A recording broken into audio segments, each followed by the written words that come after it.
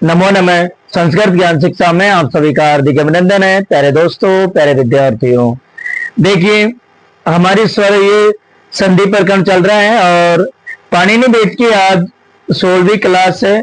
16वीं नहीं, sorry 17वीं class है आज, है ना। ठीक है साथियों, मैं सूत्र के माध्यम से सारा कंप्लीट आपको करवा रहा हूं। यदि देखिए, यदि आप सबसे पहले तो ये काम किया करो, आप यदि आप मेरे चैनल पे नए हैं तो मेरे चैनल को लाइक शेयर और सब्सक्राइब करना ना भूले, ये जरूर करना है आपको, है ना। चलिए स्टार्ट करते हैं। विसर्ग संधि पढ़ रहे हैं। कल हमने पढ़ा था, कौन सी संधि पढ़ी थी? उत्तु विसर्ग संधि पढ़ी थी हमने, अतोर और पलुतात पलुते सूत्र से, और एक था असीच है। ठीक है, तो आज पढ़ने वाले हैं हम ऋतु विसर्ग संधि। कौन सी पढ़ेंगे प्यारे साथियों? ऋतु विसर्ग संधि। तो देखिए, सस जुसोरु, सस जुसोरु, यह सूत्र क्या कहता है कि पदांत में यानी पद के अंत में यदि विसर्ग हो, कहने का मतलब ये पद है और प्रथम पद और द्वितीय पद, यदि पद के अंत में क्या होना चाहिए? विसर्ग हो, तथा विसर्ग के परे, परे का मतलब होता है बाद में यानी आगे, यहां पर। ठीक है, बाद में क्या होना चाहिए?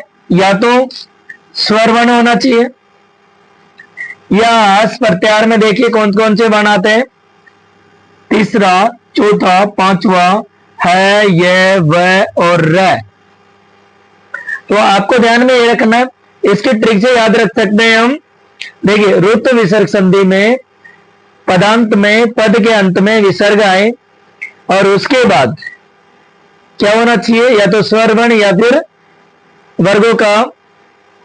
ठीक है, 345 याद रख लीजिए आप। क्या? 345। 345 का मतलब होता है 3, 4, 5। आगे क्या होना था? है, ये, वह और र हो तो विसर्ग के स्थान पर क्या हो जाता है प्यारे साथियों? रू होगा। अब रू में से क्या होता है? क्या शेष रहेगा? ऊ। ऊ नहीं, ऊ का तो क्या हो जाएगा? लोप हो जाएगा। और क्या शेष रह जाता है? र शेष रह जाता है। क्या शेष रहता है? र शेष रहेगा। ठीक है, आपको समझ में आया? ध्यान में ये रखना कि ऋतु विसर्ग संधि में क्या होता है कि पदांत में पद के अंत में विसर्ग हो, उसके बाद या तो स्वर वर्ण हो या हस प्रत्याहार का यानी तीसरा, चौथा, पांचवा वर्ण, या है, ये, वह और र के होने पर उस विसर्ग के स्थान पे ऋतु हो जाता है और उसमें फिर क्या शेष रहता है? र शेष रहता है। ठीक है, देखिए मैंने शॉर्ट ट्रिक दी है यहां पर, यानी ये विसर्ग है, जैसे ये विसर्ग है तो विसर्ग से पहले एक शॉर्ट ट्रिक भी दी है मैंने कि विसर्ग से पहले ए और आ के अलावा, यानी ए और आ स्वर को छोड़ करके कोई अन्य स्वर का प्रयोग हो और उसके बाद या तो स्वर वर्ण आए या तीसरा, चौथा, पांचवा वर्ण, या है, ये, वह और र के रहने पर उस विसर्ग को क्या हो जाएगा? रू हो जाएगा। और रू में से ऊ का क्या हो जाएगा? लोप हो जाएगा। क्या शेष रह जाएगा? र शेष रह जाता है। ठीक है, चलिए जैसे मेरे साथियों यहां लिखा हुआ है हरि, हरि प्लस अयम, वही ट्रिक काम कर रही है। यानी विसर्ग से पहले क्या है? ईश्वर है। ए और आ को छोड़ करके अन्य स्वर आ रहे, कोई सा भी उदाहरण नहीं है ऐसा जिसमें ए और आ हो पहले। उसके बाद विसर्ग आ रहा है, फिर क्या आ रहा है? स्वर वर्ण आ रहा है।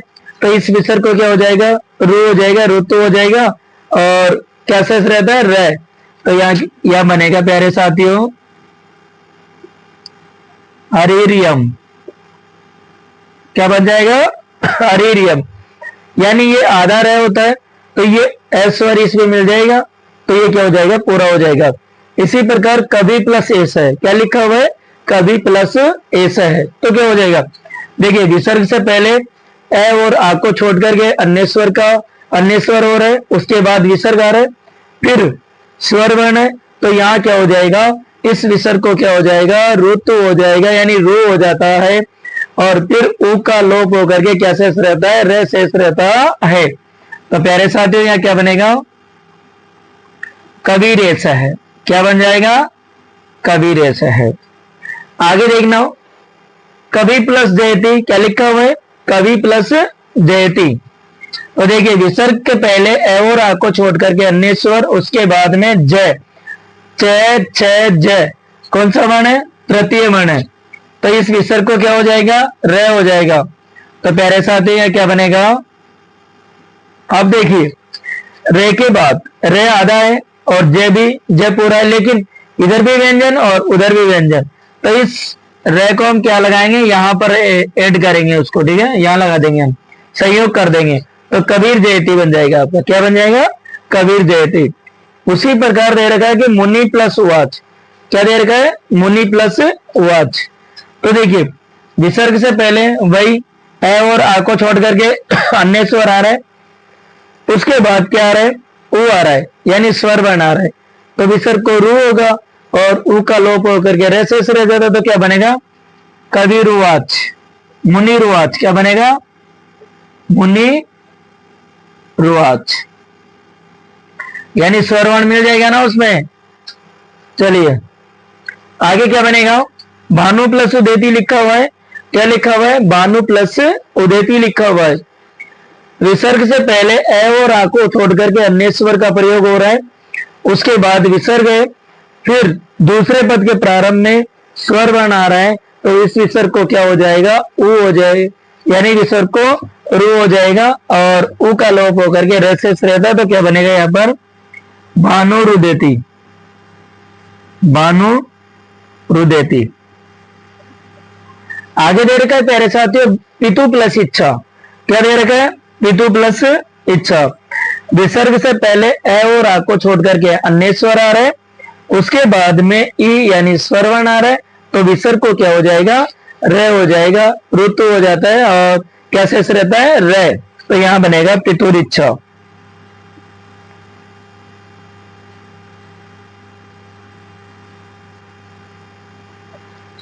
ये ऋतु विसर्ग संधि है, आप जल्दी से इसका स्क्रीनशॉट लीजिए, जिससे कि आगे एक स्लाइड और देनी है, तो आप जल्दी से ले लीजिए।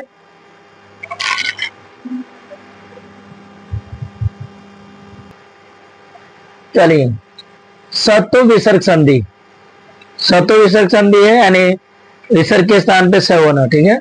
तो देखिए विसर्जनीय स, ये सूत्र है, विसर्जनीय स। ये सूत्र क्या कहता है कि पदांत में, यानी पदांत पद के अंत में क्या होना चाहिए, विसर्ग हो। ये पद है, पद के अंत में क्या होना चाहिए, विसर्ग होना चाहिए। तथा उत्तर पद के प्रारंभ में खर, पहला दूसरा स। खर प्रत्याहार में कौन कौन से वर्ण होते हैं, पहला दूसरा स। हो तो विसर्ग के स्थान पर सकार आदेश हो जाता है, यानी स का आदेश होता है। यह था जैसे नमे प्लस कारम, देखिए ये विसर्ग है, ये पद के अंत में पदांत लिखा हुआ ना, पदांत यानी पद के अंत में क्या है, विसर्ग है। उसके बाद क, कौन सा वर्ण है, प्रथम वर्ण आ रहा है क।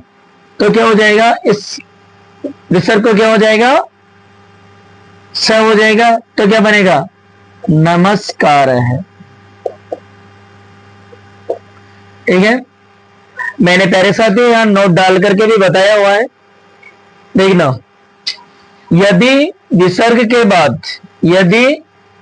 बाद च छ हो तो विसर्ग को स यानी तालु स में पर बदल दिया जाता है, और क त और द हो तो दंते स में, यानी विसर्ग को दंते स में बदला जाता है, और ट और ठ हो तो मूर्धन्य स में बदला जाता है। ये ध्यान में रखना आपको, ठीक है, आपको ध्यान में रखना। मैंने तीनों की अलग अलग ट्रिक बना करके शॉर्ट तरीके से दिया हुआ है, ध्यान से देखना।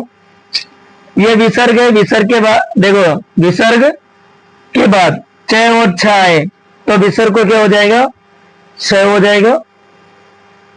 और तालु स है, ये वाला कौन सा स है, तालु स है। और विसर्ग के बाद यदि क च त और द आए तो क्या हो जाएगा, ये वाला स हो जाएगा, जिसे हम कहते हैं दंते स, दंते स, ठीक है। और विसर्ग के बाद क्या हो जाए, विसर्ग के बाद ट और ठ आए तो क्या हो जाएगा, इस विसर्ग को क्या हो जाएगा, स हो जाएगा ना। मैंने यहां लिखना चाहिए था क्योंकि इधर लिख दिया था इसको थोड़ा, तो मैं यहां लिख देता हूँ ना, ये स लिख दिया मैंने, ठीक है। तो ये प्यारे साथी मूर्धन्य स है।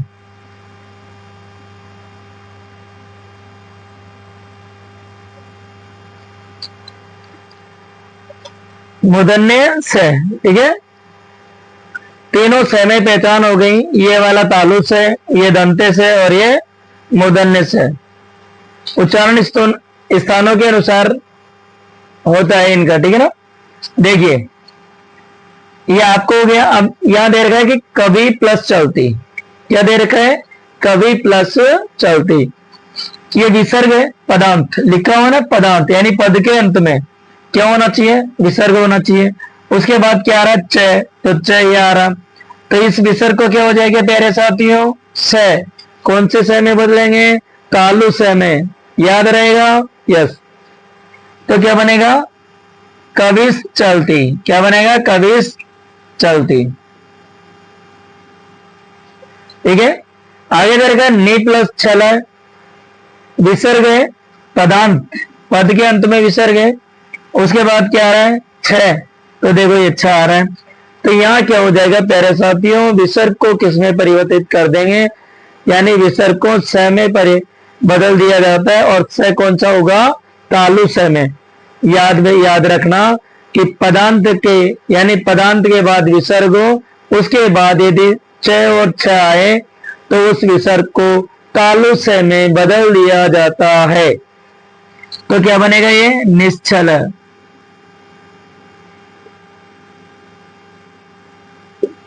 आगे दे रखा है प्यारे साथियों, कृष्ण, कृष्ण है प्लस तत्र, विसर्ग पदांत यानी पद के अंत में विसर्ग है। उसके बाद में क्या आ रहा है, क्या आ रहा है, क्या आ रहा है, सॉरी क्या आ रहा है, त। तो इस विसर्ग को किसमें बदलेंगे हम, दंते स में परिवर्तित कर दिया, यानी दंते स में बदल दिया जाता है।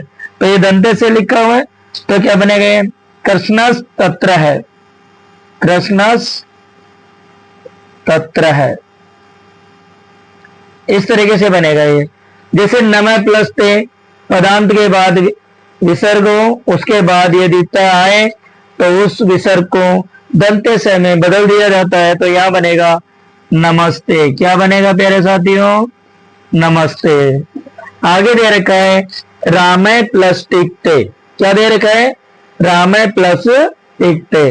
तो इसमें क्या होगा, पदांत के अंत में विसर्ग है, उसके बाद यदि ट आए तो देखो ट और ट, यदि ट आए तो उस विसर्ग को किस में चेंज करेंगे, इस वाले स में, यानी मूर्धन्य स में, जिसे मुर्दा कहते हैं ना, मूर्धन्य स में। सो क्या बनेगा आपका ये, रामस टिकते। यानी इसमें क्या होता है, इसमें स्तुतु कार्य होता है और उसमें सतुतु कार्य होता है। अब देखो धनु प्लस टंकार है, पदांत के बाद विसर्ग, उसके बाद ट, तो इस विसर्ग को मूर्धन्य स में बदल दिया जाता है। तो क्या बनेगा प्यारे साथियों, ये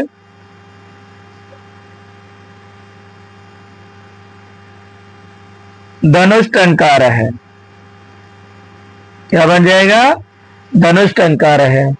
इस प्रकार आज हमने ऋतु विसर्ग संधि और सतु विसर्ग संधि एक सूत्र के माध्यम से सरल विधि से अच्छी तरीके से यहां अध्ययन किया है। प्यारे साथियों, आप देखिए, आपका प्यार और स्नेह मुझे आगे बढ़ाएगा। मैं यहां आपको देखिए, एक हम बात करते हैं कि जैसे 10-15 मिनट को यदि वीडियो बनाया जाए तो उसमें बहुत ज्यादा टाइम लगता है, क्योंकि कंटेंट में एक अच्छा होना चाहिए, जो अध्ययन सामग्री होती है वो अच्छी होनी चाहिए। तो यहां मैंने आपको स्पष्ट लिखा था और वही हुआ है कि मैंने पाणिनि भेद चलाया है, और इसमें सेम वही सूत्रों के माध्यम से मैं आपको सारी ग्रामर कंप्लीट करवाऊंगा। इसमें मैंने साहित्य भी ऐड किया है, और जो टीचिंग एड है, शिक्षण यानी टीचिंग मेथड है, वो भी ऐड किया है, जिसे हम कहते हैं शिक्षण विधि। प्यारे साथियों, मिलते हैं अगली क्लास में, अगले वीडियो में। तब तक के लिए जय तो भारतम, जय तो संस्कृतम।